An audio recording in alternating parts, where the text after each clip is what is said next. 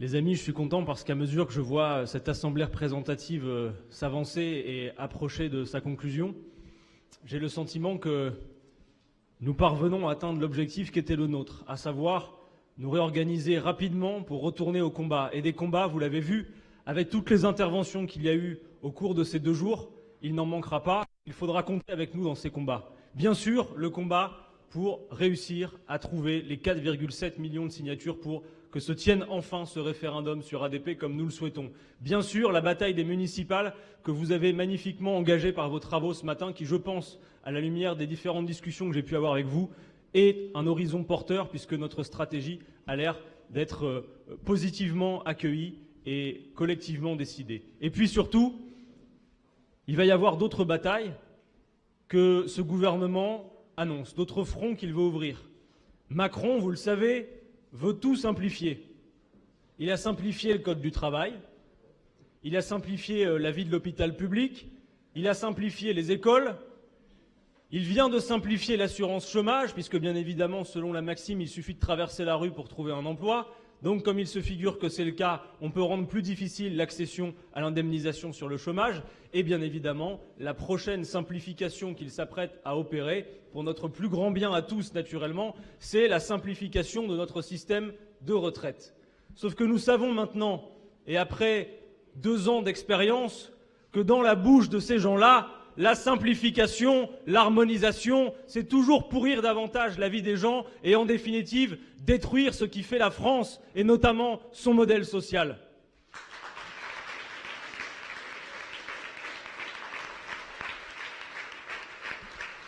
Voici donc qu'il s'agirait de simplifier désormais le système de retraite. Oui, il serait trop compliqué, mais surtout, il y a cet argument d'autorité qui nous est toujours resservi sur tous les plateaux télé, dans les moindres débats que nous avons, y compris à l'Assemblée sur les retraites. Vous le connaissez, cet argument qui nous est resservi à chaque fois. On vit plus longtemps, donc il va falloir…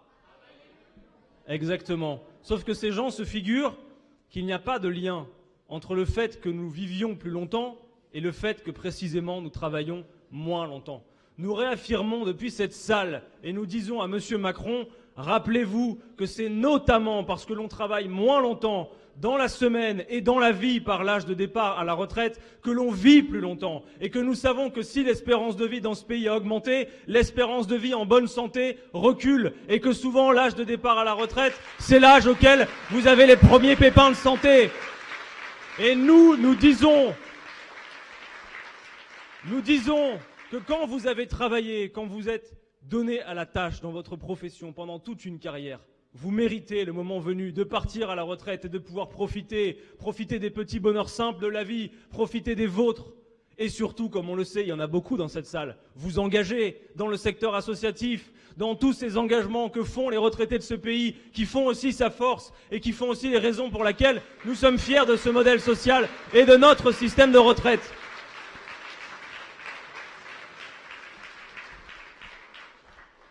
Ensuite, bien évidemment, pour un gouvernement qui prétend s'attaquer au chômage de masse, alors que nous voyons que, en réalité, ce qu'il fait, ce n'est pas de s'attaquer au chômage, c'est de s'attaquer aux chômeurs. Eh bien, l'âge de départ à la retraite a évidemment une conséquence immédiate sur la situation de l'emploi et du chômage dans notre pays.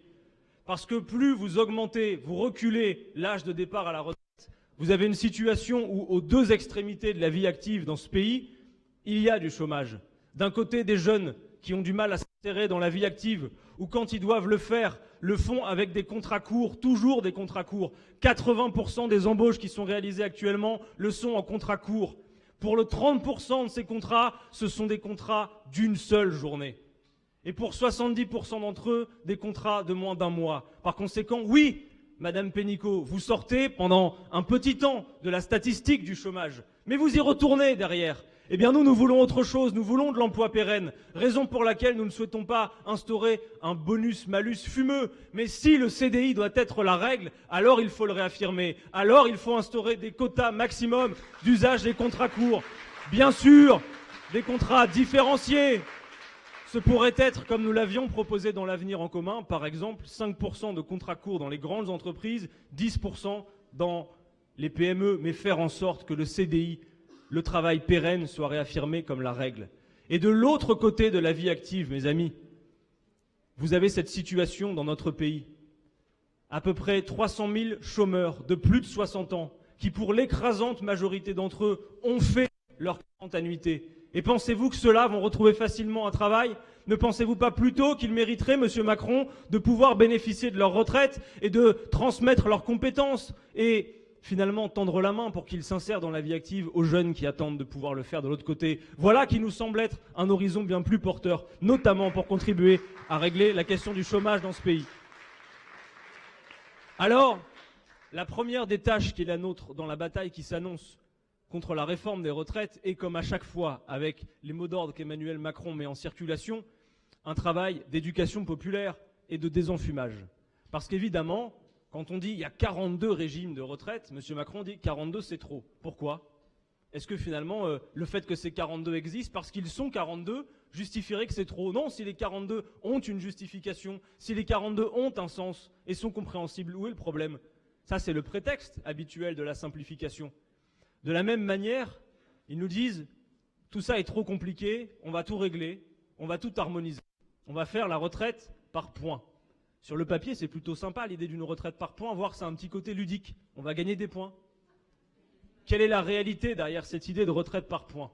Le discours macroniste, c'est vous allez tous partir d'une même ligne de départ avec votre petite besace vide et à mesure que vous avancerez dans votre carrière, vous allez cumuler des points. Très bien.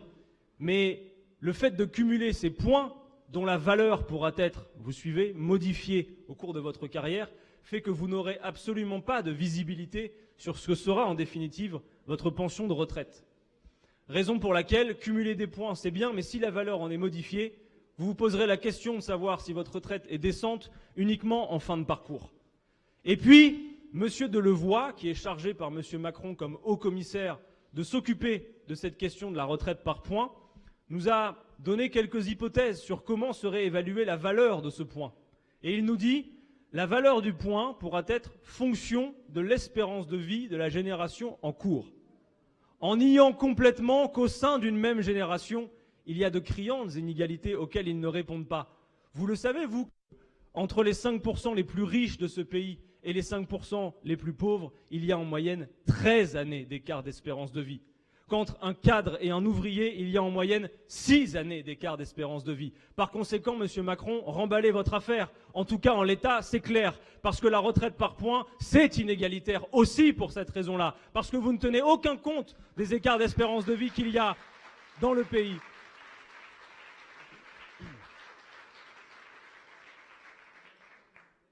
Alors ensuite, il y a la fameuse question de l'âge de départ. Et sur ce point, Emmanuel Macron a utilisé son habituelle tactique. Essayer, notamment par la voix de ses ministres, de faire en sorte qu'un débat s'ouvre sur l'âge légal de départ et de pouvoir apparaître, lui, comme celui qui dit « Non, non, moi je suis le progressiste de la bande, on ne touchera pas à l'âge légal de départ. » Oui, mais, parce qu'il y a un mais. Ils nous disent « On va maintenir l'âge légal de départ, 62 ans. » Très bien. Mais on va cote. Nous appliquerons une décote qui va faire en sorte que, si vous ne partez pas après 64 ans, vous aurez une décote sur votre pension de retraite. Par conséquent, disons-nous les choses franchement, dans ces termes du débat, l'âge de départ à la retraite n'est plus que de la théorie. Les 62 ans, ce sera plus que sur le papier. La vérité, c'est que si vous arrivez à 62 ans et qu'en transformant vos points en pension, vous voyez que votre pension est une pension de misère, qu'allez-vous faire? Vous n'allez pas avoir d'autre choix que de continuer à vous saigner et de faire en sorte de continuer à travailler. Donc en réalité, ce qu'ils font, c'est sans l'assumer, sans oser le dire, pour pouvoir se draper une nouvelle fois dans les habits des progressistes prétendus, reculer l'âge de départ à la retraite à 64 ans. Voilà, Monsieur Macron, ce que vous vous apprêtez à faire sans le dire, sans l'assumer. Parce qu'il y a eu dans ce pays une droite qui s'assumait, qui disait qu'elle allait augmenter l'âge de départ à la retraite. Mais vous faites la même chose sans l'assumer, en fumant toujours. Eh bien, vous nous trouverez face à vous ces prochaines semaines, ces prochains mois, même si c'est compliqué, pour aller expliquer partout de quoi il s'agit. Et je suis content de voir, et je les salue, que partout dans le pays se mènent des collectifs comme ce collectif Retraite Heureuse. Il y a des camarades qui m'ont distribué ça hier. C'est positif. Partout, animons ces collectifs. Partout, participons à ce travail de désenfumage et engageons la bataille sans plus attendre face à Macron et les siens.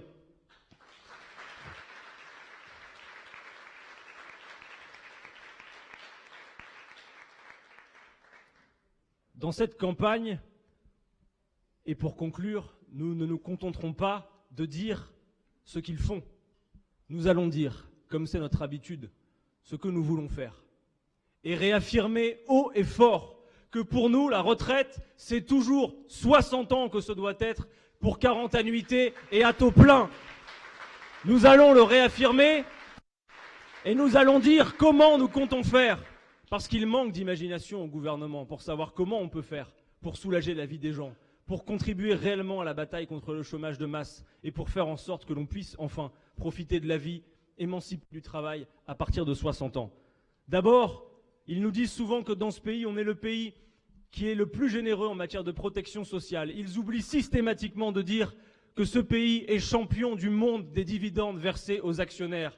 Alors quand ils s'apprêtent à nous parler d'une énième journée de solidarité des travailleurs pour financer la vieillesse et la dépendance, nous disons que nous voulons des journées de solidarité des actionnaires pour financer véritablement la protection sociale.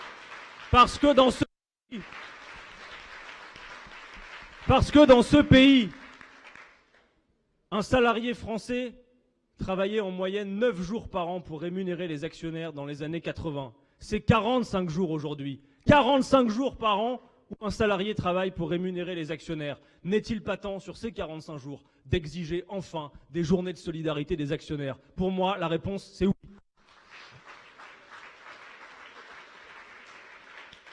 Et puis enfin, quand nous proposons un programme comme l'Avenir en commun, qui partage les richesses, qui relance l'activité du pays, notamment en répondant aux défis climatiques, eh bien, nous créons de l'activité, nous augmentons les salaires.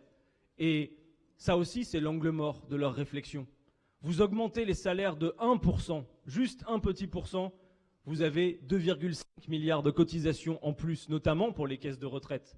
Vous créez 100 000 emplois. Et quand nous disons que nous voulons faire la planification écologique, rien que sur la question agricole, passer d'un modèle agricole intensif en chimie à un modèle agricole intensif en emploi, c'est potentiellement 400 000 emplois nouveaux à créer, des nouvelles compétences. Eh bien, rien que 100 000 emplois, c'est 1,3 milliard de cotisations en plus.